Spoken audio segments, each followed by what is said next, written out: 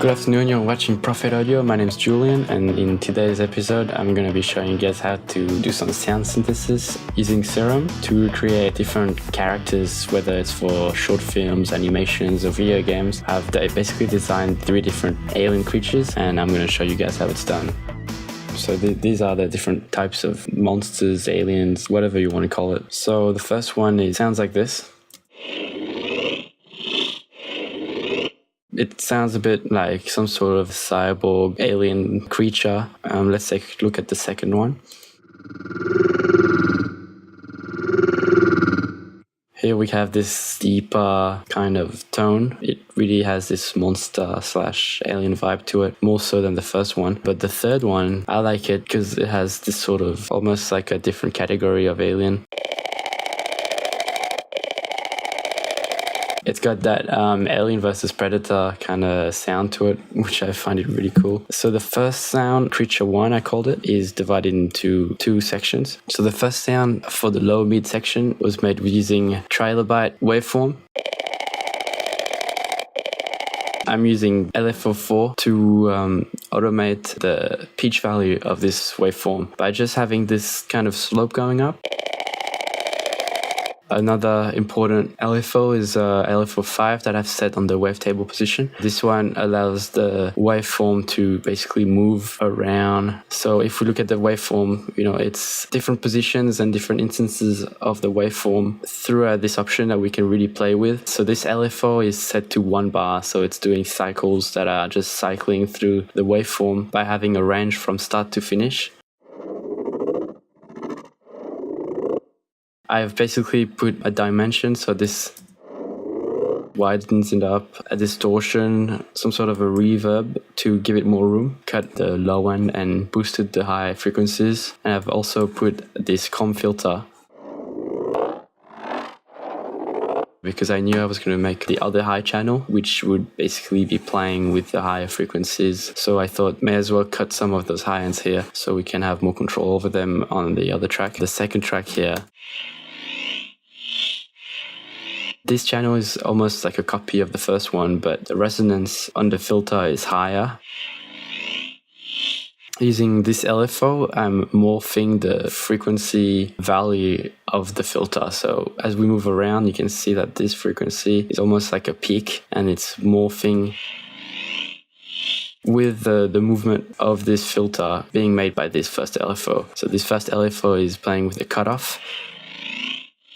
So just allowing it to slowly move over time, whereas this LFO is just controlling the frequency that's being assigned to the filter. Next up, I have another LFO that's set on the band plus. So what this does is it basically stretches in or out the waveform. I'm having this LFO on it set on 1 bar again. Over time, it's basically stretching it in, and it's having this in and out movement over 1 bar. I've set the same waveform on more unison, allowing us wider spread for those higher frequencies. Same here, we have the dimension, there's some reverb, and I've cut the low end and boosted the high frequencies. What I thought was even nicer is right here you can see I've put a filter delay set to have the time of 1 millisecond for the left side and a tiny bit more on the right side. It's basically a widening even more this channel because I thought we can have the lower growl in the center and have the higher frequencies be spread to give it a wider feel, and it's almost giving it a different movement on the sides and in the center, and I think that's what's making it more alive as well. So overall it sounds like this,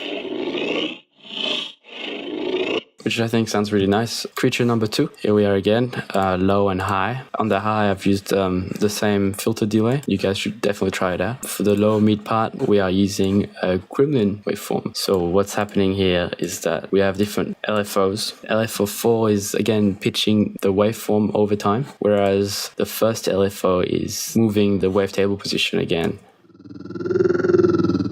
I've made a pattern that basically allows the wave to go up and down more as if the creature was like...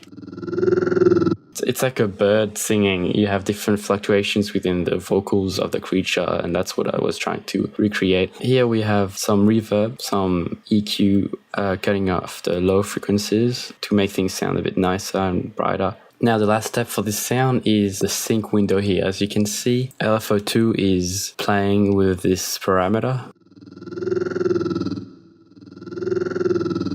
by basically adding even more movement to the waveform. This is basically almost duplicating the waveform instances into longer chains of itself, but just by having some of it, we're just allowing it to kind of stretch in and out even more. I feel like this adds to the complexity that's needed to really have some sort of creature have its own language. The high version of this sound is going to be different from the Gremlin. The high section of this sound is a Monster 3 waveform. I've put an octave up for it, and I've detuned it a little bit to kind of have a contrast with the first sound. I cut some of those low frequencies and have a few LFOs here that are doing more movement as well. LFO 1 is on the wavetable position, same kind of movement to keep it together with the first one. LFO2 is doing the sync window as well, while LFO3 is allowing this high frequency section of the sound to slowly merge from no level to being almost halfway.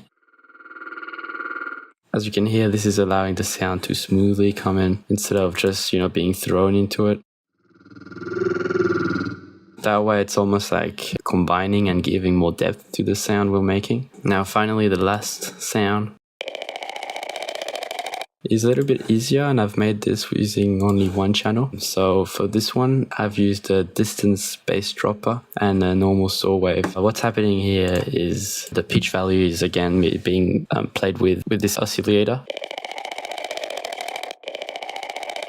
to slowly pitch itself up and down. The main thing in this sound, I think, is the formant filter.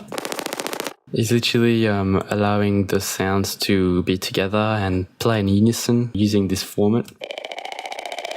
I have an LFO that's moving the formant around, while I have another LFO that's moving the cutoff around. And this is basically paired with a noise, so if we had those off,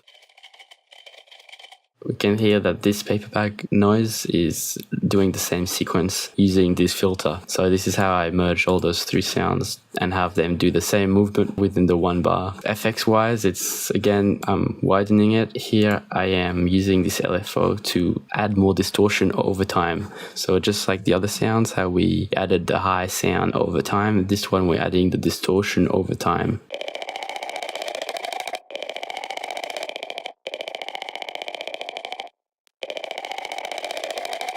It's almost giving it more grindiness and more texture, which I feel gives that really alien-y, abstract sound to it. I put a chorus on there, cut off some low and boosted some highs. And again, the comms filter really works a treat. So I hope you guys try and remake this at home. I'll catch you guys next week for another episode of Prophet Audio.